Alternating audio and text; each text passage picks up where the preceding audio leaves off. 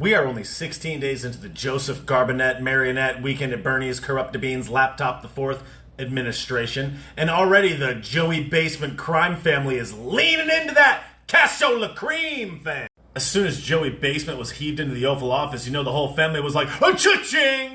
You know what Hunter was doing. I wish there was a reaction video. I'm sure it was like when O.J. Simpson got proven innocent by a jury of his peers. He was like, oh my god. Whoa. I'm sure Hunty immediately hit the drawing board and was like, I'll blow paint through a straw. Because if you weren't already certain that the earth is trash and everything on it is garbage on fire, it was released yesterday that Hunter Biden will be releasing his memoir in April, published by Simon & Schuster. Dope. Simon & Schuster was owned by Viacom CBS and was the third largest publisher in the United States until November 25th, where they announced the sale to Penguin Random House, a massive global publishing conglomerate based overseas. 2 days after Joey Dumpster Fire was inaugurated, the two publishers announced that they will be merging, and it will be approved in April of 2021, making it even more of a massive publishing house. And since we know everything about these media companies and how they work, and it's owned by Viacom CBS, and they're all part of one gigantic snake that just eats and destroys the entire planet, can you imagine the types of reviews that are gonna come out about this book? Wow, Hunty's so brave. Wow! It's like, I can't imagine one person on the planet that I would rather less read their memoir than Hunter Biden. I wonder if any of the reviewers or this book or the contents of this book will include any of his grotesquely unscrupulous behavior. And it's not even just that. What about some of this behavior is obvious and visible in plain sight. Imagine all the stuff that you don't see. Wow, Hunty's so brave. Yo, oh my god. Yeah, you can't make this stuff up. So the publisher provided advanced copies of this book to a number of authors, one of which was Stephen King. And I bet you can imagine what his review was like. Stephen King, master of horror novels, said in 2019 that Donnie Ballgame is a boogeyman of mine. I never wanted to actually see him on the American political scene. Ooh, the boogeyman! If you just Google Stephen King and Ballgame's last name, one of the articles that comes up is 11 times Stephen King obliterated Donnie on social media. Oh, I wonder when let me see these. Stephen King, this is one of the times he obliterated him. And I quote, I think we all agree that Donald Trump is a vile, racist, and incompetent bag of guts and waters. Ooh, the boogeyman. He says Trump is scarier than his books. Ooh.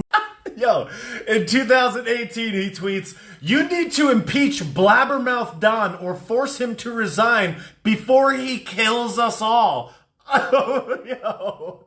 Blabbermouth Don. Good one, Steve. And what is absolutely hilarious, because these clown shoes have absolutely no self-awareness.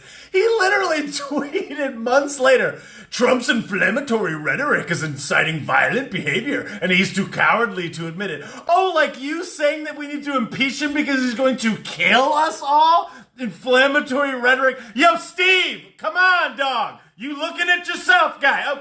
These jabrones are so not self-aware that it just makes me wonder sometimes, like, do you really believe this garbage? Or like, are you that not self-aware? You can sell 350 million books and succeed at the highest levels in your art and still be this unaware of what you're saying and doing and criticize other people for quite literally almost the exact same thing? Okay. In 2008, he was quoted calling Glenn Beck Satan's mentally challenged younger brother. Rhetoric. He's come out suggesting that we should ban all automatic and semi-automatic weapons, which includes pistols and rifles and shotguns, things that you would use to protect yourself. In 2012, he published an article in the Daily Beast saying that rich Americans should pay more money into the system because it should be fair. Okay, fine, Stephen. No one's making you not pay more money. Go ahead and pay more money, dog. He's also stated that he donates $4 million a year to philanthropy, which goes to causes and things that he wants to support. Well, I bet you wouldn't be donating $4 million a year to philanthropy if you were spending that money to the government and they were misspending it as they always do. Don't you understand understand that that's what happens? That's a good thing, Steven. But hey, who cares about understanding money? Because he endorsed Elizabeth Warren for the campaign in 2020. And that went really well, and we know how smart Elizabeth Warren is about finances. But hey, who cares about that? Who cares about actually paying attention? Anyways, back to Hunty Memoir and the Great American Straw Artist. This dude is a grifter. And you don't have to believe any of the stuff that's come out on the Lappy, because we're going to probably, hopefully, I really sincerely hope, we're going to see the truth that comes out of that, or maybe we won't because everything is garbage and the world is trash. But this dude is a straight up grifter. The guy's been in office for 16 days. He's got an art gallery. Ooh, he can blow paint through a straw. It looks like hot garbage. Oh, he's got a new memoir. Just wait. You're just going to get drop after drop of public extractions of cash in plain sight. This dude is going to grab every single dollar he can get his hands on for the next 4 years. It's clear as day. Because as has been made evident in the last few months, that being a snake in the darkness, oh wait, you can't say snake, being a scoundrel in the dark, being a scrumbleberry in the darkness and taking advantage of your connections to political power can get you tripped up when you make a dumb mistake like leaving your lappy at a bit, whatever. Anyway, so now homie is just hiding in plain sight, and you got massive conglomerates like Simon & Schuster that are going to go and give this dude a book deal, a totally legal, out in front legal book deal, while they just so happen to be making this gigantic publishing merger announced 2 days after, you know what I'm saying? Like, it's all connected. It's all connected, but whatever, you got to give it to these clowns. They figured out a way to just be really scrumbly. Right in plain sight. Good job, guys. And you better believe, right when it comes out, all the Viacom CBS-owned companies will be interviewing. He'll be on The Daily Show. He'll be on CBS. Wow, look at Hunty.